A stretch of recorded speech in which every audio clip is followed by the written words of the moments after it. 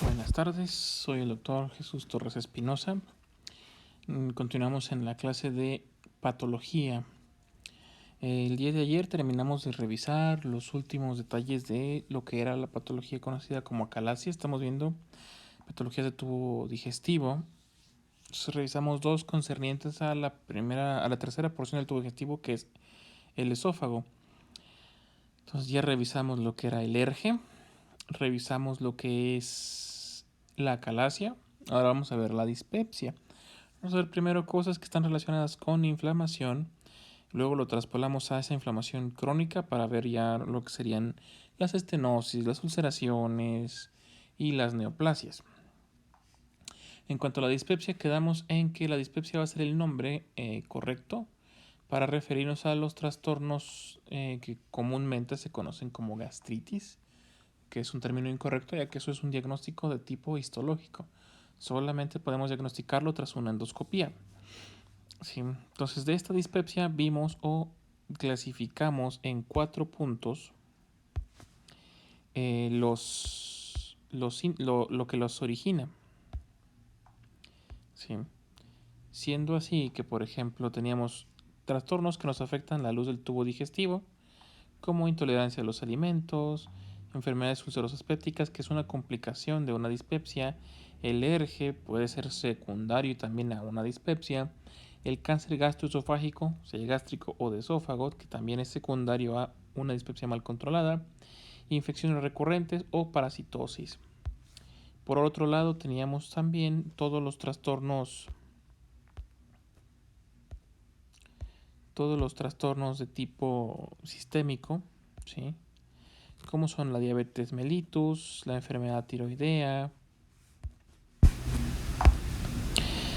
la insuficiencia suprarrenal, insuficiencia renal o inclusive el embarazo, que puede provocar un retardo en el vaciamiento gástrico, puede provocar reflujo, puede provocar dispepsia y sus consiguientes complicaciones. Ahora, otra situación, los trastornos biliopancreáticos, que nos pueden incluir desde la pancreatitis crónica, que está secundaria al consumo de alcohol y de otras sustancias con gran cantidad de grasa, el cáncer de páncreas, que viene a ser una complicación prácticamente directa de la pancreatitis crónica, o patologías que sean acompañadas de dolor biliar, tales como la colelitiasis, la coledocolitiasis, la disfunción del esfínter de Oddi, que es el esfínter que nos va a comunicar en el ámpula de Vater ya los conductos tanto pancreático como biliar a el intestino delgado. Tenemos también medicamentos tales como el etanol, el ácido acetilsalicílico, la teofilina, los estrógenos, nitratos y los preparados digitálicos. Estos son de cardiología ambos, o algunos fármacos narcóticos, siendo los que más nos provocan esta patología los AINES, ¿sí? Que significa antiinflamatorios no esteroideos. Si el consumo de AINES descontrolado puede ser o va a ser la primera causa de la dispepsia. Primeramente, pues tenemos la intolerancia alimentaria, que básicamente es pues el comer algún alimento irritante al intestino. Sí, ejemplos clásicos de esto que tenemos pues son, por ejemplo, la irritación de la mucosa o de una úlcera preexistente. Puede haber una úlcera ya que esté provocando los síntomas. ¿Sí? Y esa irritación de la mucosa pues puede darse por algún alimento que no podamos digerir adecuadamente o un alimento ya de tipo irritante. ¿Sí? Esta irritación lo que nos va a provocar es una estimulación de los receptores aferentes, ¿sí? O sensitivos viscerales de la mucosa, que pues van a enviar al cerebro el impulso del dolor, lo cual va a generarnos ahora esa irritación, otra sintomatología, una respuesta por parte que se puede interpretar ya en el cuerpo como una sobredistensión gástrica, o sea, se va a inflamar el intestino en mayor medida, ¿sí? De lo normal, que es lo que sería por haber consumido el alimento.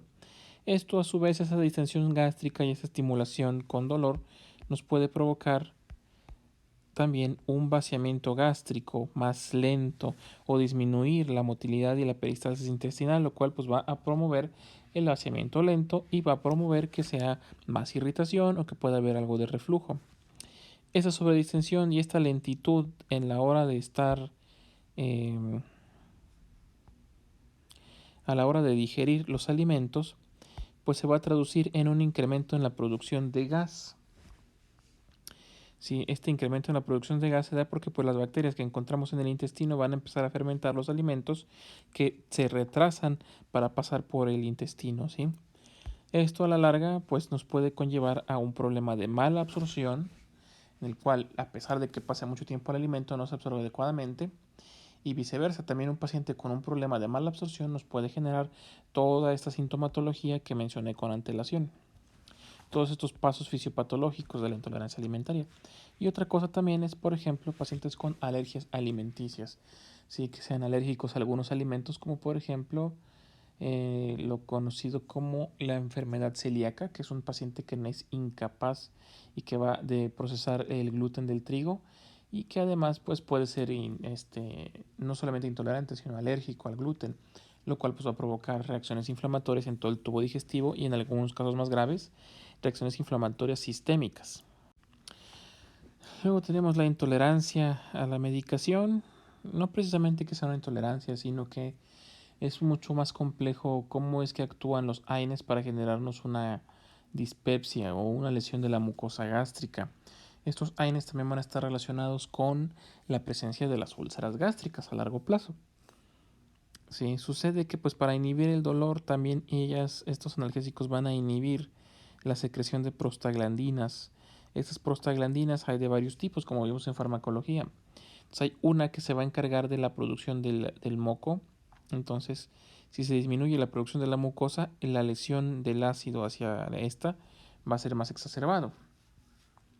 Recuerden que el ácido gástrico está producido o está formado principalmente por ácido clorhídrico. Fuera y afuera del cuerpo, el ácido clorhídrico es capaz de disolver plásticos o inclusive provocar daño en metales. Sí, es un ácido bastante fuerte que puede provocar quemaduras severas en el organismo, ¿sí? Pero pues nuestro estómago está protegido hasta cierto punto por varios mecanismos que ellos incluyen la mucosa, la secreción de bicarbonato y otras sustancias que limitan la acidez de ese ácido clorhídrico. Entonces, los medicamentos van a actuar en tres mecanismos en particular. Uno, generando una lesión directa de la mucosa, una inflamación por el concentrado. Pueden provocar una alteración de la motilidad gástrica, retardando el vaciamiento gástrico. Y si se retarda y aparte se relaja el esfínter esofágico inferior, pues se puede provocar un reflujo. Entonces convivirían la dispepsia con el paciente con reflujo gastroesofágico. Y recuerden que también hasta el 50% de los pacientes con reflujo gastroesofágico tienen una hernia hiatal. Entonces ya tendríamos tres diagnósticos en el mismo paciente. Un paciente con hernia hiatal, un paciente con reflujo y un paciente con dispepsia. Y aparte, pues si buscamos la razón por la cual nuestro paciente toma analgésicos de forma descontrolada y crónica, pues tal vez encontraríamos un cuarto diagnóstico al investigar. Ese cuarto diagnóstico podría estar relacionado también pues con el hecho de que nuestro paciente padezca de dispepsia, ¿sí? Una de las principales complicaciones de una dispepsia pues van a ser las ulceraciones. La dispepsia no es más que, como les he mencionado anteriormente, una serie de signos y de síntomas, principalmente síntomas intestinales que se van a clasificar, como expliqué antes, en estudiado y no estudiado. Si estudiamos esa dispepsia y vemos por endoscopía que hay no hay alteración en la mucosa, se conoce como dispepsia funcional. Y al no haber, pues se hace un tratamiento. El tratamiento que se va a hacer es a base de IBPs. Los que llevamos farmacología, pues van a recordar que es un IBP, es un acrónimo para referirnos a los inhibidores de la bomba de protones. La bomba de protones es un mecanismo por el cual el estómago pues produce el ácido gástrico y algunas otras sustancias dedicadas a la digestión. Ahora, esa dispepsia, esa irritación que vamos a presentar en la mucosa, pues se puede transformar en una gastritis cuando veamos endoscópicamente que hay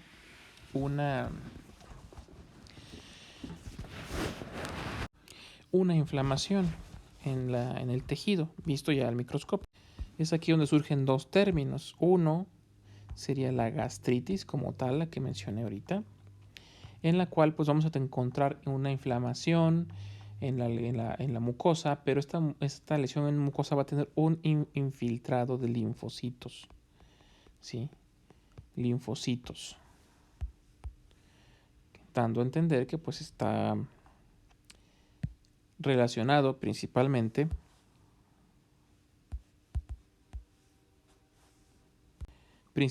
con la presencia de algún agente que está provocando esa inflamación de tipo crónico. Ahora, aquí, en base a lo que veamos histológicamente hablando, lo vamos a dividir en dos, en esta gastritis como tal, donde tenemos evidencia de infiltrado leucocitario, y en una gastropatía. Una gastropatía es diferente de una gastritis, aunque el término gastropatía pues se refiere por etimología simplemente a que hay una enfermedad gástrica, pero para fines histológicos y de la clase de patología, una gastropatía va a ser que encontramos lesión en la mucosa, pero sin linfocitos, sin infiltrado linfocitario. Y esto es principalmente a causa de algún tipo de lesión, algo que está provocándonos de forma química, por así decirlo. No hay un agente bacteriano involucrado en este asunto. Eso sería, por ejemplo, en el caso de un paciente que consume alcohol en grandes cantidades, un paciente que consume algún tipo de irritante o un paciente que consume principalmente fármacos del grupo de los AINES. ¿Sí? Un paciente en ese caso va a presentar una gastropatía. Su diagnóstico correcto sería una gastropatía por AINES. ¿Sí? Y en el caso de la gastritis, pues estaríamos dividiéndola en dos tipos de gastritis aparte, que son las gastritis atróficas tipo A y tipo B. Pero en estas dos lo que sucede es de que van a estar relacionados con un microorganismo que vamos a ver más adelante, que es el Helicobacter pylori.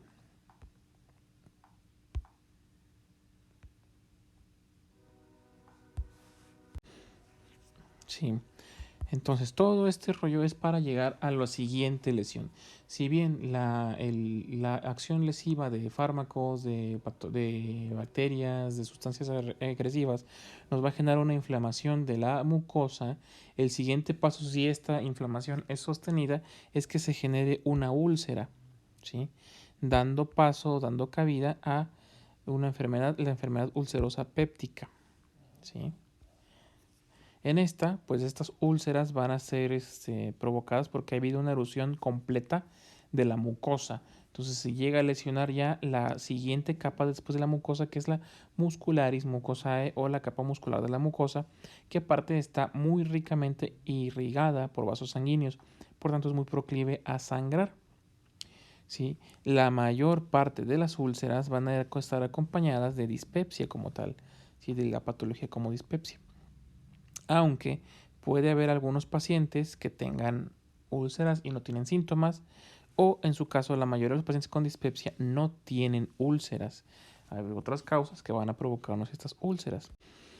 En cuanto a alergia, la dispepsia está muy relacionada con el ERGE, con el reflujo gastroesofágico. ¿Sí? Entonces, hasta el 50% de los pacientes con ERGE tienen además síntomas de dispepsia. ¿Sí? Recuerden que en la dispepsia sola, donde no existe ERGE, no hay pirosis. La pirosis es la sensación retroesternal de quemante, ¿sí? Es como cuando la gente dice que tiene agruras, eso es la pirosis, ¿sí? Ahora, 20% de estos pacientes nada más tienen dispepsia, pero no tienen ni pirosis ni regurgitación. Y encontrar ese ERGE lo encontraríamos por la endoscopía, dándonos cuenta que hay una esofagitis y aparte hay una gastritis o una gastropatía, ¿sí? Pero el patrón más común es encontrar pacientes que tengan ambos, tanto dispepsia como reflujo, ¿sí? Ahora, si el paciente llena varios de los criterios de Roma 2 que mencioné en la clase anterior, pues de todos modos vamos a considerarlo como que probablemente tenga ERGE hasta que demostremos lo contrario, realizando estudios ya sean endoscópicos u otras pruebas. Otra enfermedad asociada y podríamos considerarla como una complicación de esta patología es el cáncer gástrico, ¿sí? En esta situación del cáncer gástrico pues es debida a que pues si la irritación pasó de ser una gastritis o gastropatía a una úlcera y luego persistió todavía la irritación, se va a generar ahora un cáncer, una neoplasia, ¿sí? Más adelante lo veremos cuando vemos específicamente el tema. De 1 a 3%, de 1 a 3 por cada 100 pacientes con dispepsia van a generarnos un cáncer gástrico. Como les dije antes, muchos pacientes con dispepsia no se tratan, no se van con el médico a revisar ni nada por el estilo. Ven la gastritis como algo común y cotidiano y se toman tratamientos para controlarlo, entonces dejan que pase por alto. Se acostumbran a tratarse la gastritis durante años, lo cual a la larga, si no está uno al pendiente de datos sugerentes de alarma, ¿sí?, puede pasar desapercibido una úlcera, por ejemplo, o se puede complicar incluso más, ¿sí? Entonces, la mayoría de los cánceres gástricos se diagnostican hasta la fase o estadio 3 o superior, ¿sí? Son poco comunes en pacientes menores de 45 años, como he dicho antes. El cáncer es enfermedad propia de personas ancianas, al menos cánceres neoplásicos, ¿sí? No así, por ejemplo, los cánceres relacionados con las leucemias. Los hemáticos son más relacionados de personas jóvenes, ¿sí? Cosas o factores que van a incrementar el riesgo del cáncer gástrico. Presencia de cirugía gástrica, como por ejemplo, pues que haya habido antes una funduplicatura, una miotomía de Heller, una banda gástrica, cualquier cosa que haya manipulado el estómago se puede considerar como un factor de riesgo para presentar más tarde cáncer gástrico en caso de tener una dispepsia. Que tengamos pacientes o familiares en primer grado, ¿sí?, en primer grado, que hayan tenido cáncer gástrico, ¿sí?, y una infección por Helicobacter pylori. El Helicobacter pylori va a ser la bacteria que nos va a dar muchas veces las dispepsias, ¿sí? Y esa tiene otra prueba, no necesariamente es a través solo de una endoscopia. Ahora, en cuanto a los trastornos pancreáticos y de la vía biliar, pues tenemos varios que nos pueden provocar los síntomas de la dispepsia, como el dolor de tipo biliar porque haya una colecistitis o colelitiasis, ¿sí? Es una presión o dolor abdominal en el abdomen alto, en epigastrio, pero también inclinado hacia el hipocondrio del lado derecho.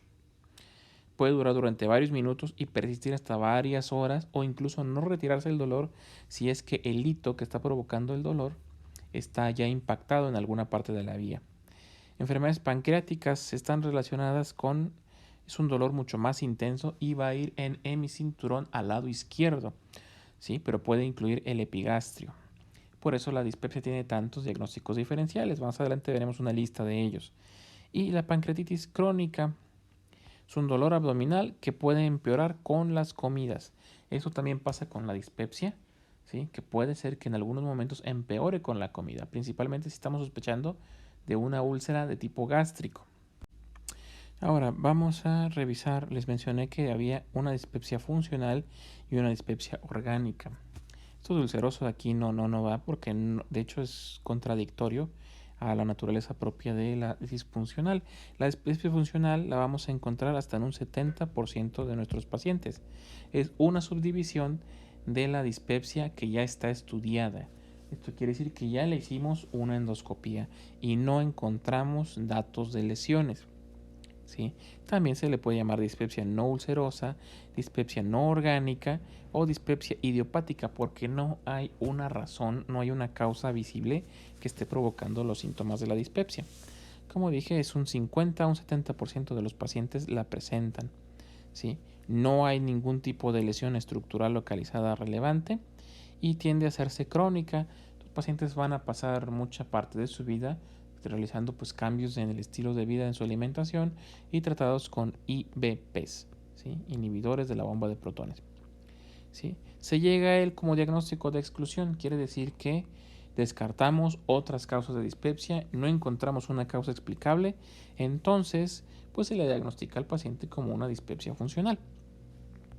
Tiene un impacto negativo en la calidad de vida del paciente porque pues de todos modos tiene que estarse llevando un régimen alimenticio diferente, no puede consumir irritantes, hay que tener cuidado con el alcohol, con el cigarro, que estos, por cierto, el alcohol y el cigarro no provocan las ulceraciones ya en lo que sería la enfermedad ulcerosa péptica, pero sí dificultan la cicatrización, evitan que haya una cicatrización adecuada, ¿sí?